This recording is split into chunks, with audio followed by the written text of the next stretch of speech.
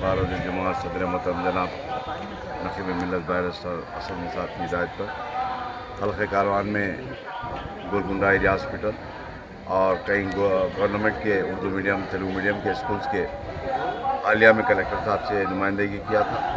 उन्होंने आज वक्त देने का तयन किया। आज आए सुबह में 11 बजे से 12:30 पौने 1 तक अभी गोलकुंडा एरिया हॉस्पिटल का तफसीली दौरा करें। और गोलकुंडा एरिया हॉस्पिटल के अंदर पिछले 5 साल पहले कोविड से पहले तक भी 100 बेड का था और वहाँ पर डॉक्टर की ज़रूरत थी। और अभी प्रेजेंट कोविड के दरमियान में सदर मोहतरम के प्रपोज़ल पर गोलकुंडा एरिया हॉस्पिटल 200 बेड का बन चुका।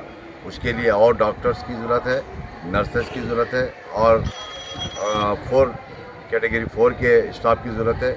उसी तरीके से फार्मेसी तमाम चीज़ों की ज़रूरत है। और तफसीली तमाम चीज़ों का जायज़ा लिया कलेक्टर साहब ने और उन्हें तयन किया कि जो पुरानी बोसीदा बिल्डिंग है उसको डिमोलिशन कर नए बिल्डिंग तामीर करने के लिए और कई डॉक्टर के लिए नुमाइंदगी की गई, उसका भी तयन किया कि जल्द से जल्द इन तमाम डॉक्टर्स को जहाँ जहाँ भी ज़रूरत है उन तमाम फिल करने का तयन किया गया।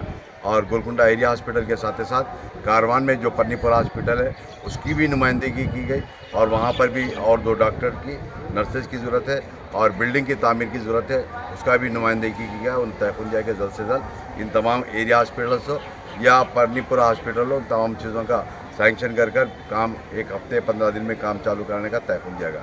उसके बाद गवर्नमेंट गोलकुंडे के अंदर गर्ल्स कॉलेज है, गर्ल्स स्कूल है बच्चों का, वहाँ पर तफसीली जायज़ा लिया और बच्चों से कलेक्टर साहब ने पूछा कि बुक्स आए और उनको यूनिफॉर्म की ज़रूरत थी।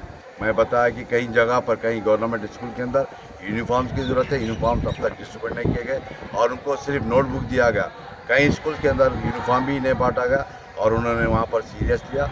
उसके बाद उस गवर्नमेंट गर्ल्स स्कूल के बाद गवर्नमेंट बॉयज़ स्कूल के अंदर आकर यहाँ पर भी तफसीली दौरा करें, वहाँ के HM से मुलाकात करें और तमाम आज जो दौरे में थे डिप्टी DOs उनको भी नोटिस देने का, मेमो देने का उन्होंने बताया कि जितने भी हल्के कारवान में 3 डिप्टी DOs आते हैं, DO आते हैं, उनको तमाम को आज मैं समझता हूँ 2 बजे के बाद उनकी कलेक्टर ऑफिस को बुलाया गया और उनसे तमाम तफसीलात लेकर मुझको बताने का तयन किया गया।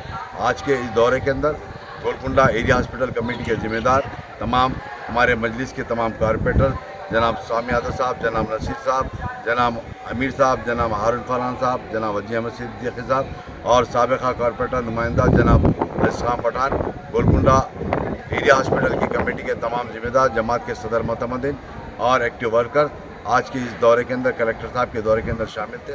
और उनके अलावा भी और दीगर मसाइल के ऊपर भी बताया गया। कहीं पर भी गवर्नमेंट लैंड के ऊपर और कुछ कॉलेजेस स्कूल्स बनाने का उनको हालिया में 2 दिन पहले लेटर दिया था, उन्होंने तयन दिया गया। आज के दौरे के अंदर इन तमाम के तमाम ज़िम्मेदार थे, सदर मोतमदीन कमेटी के ज़िम्मेदार थे।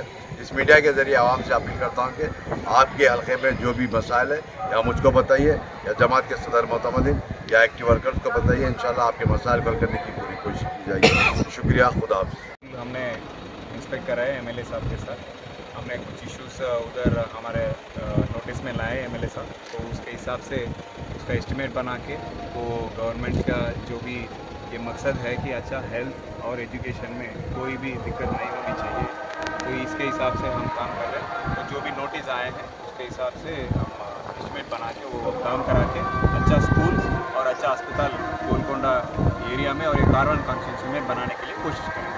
Thank you. Thank you.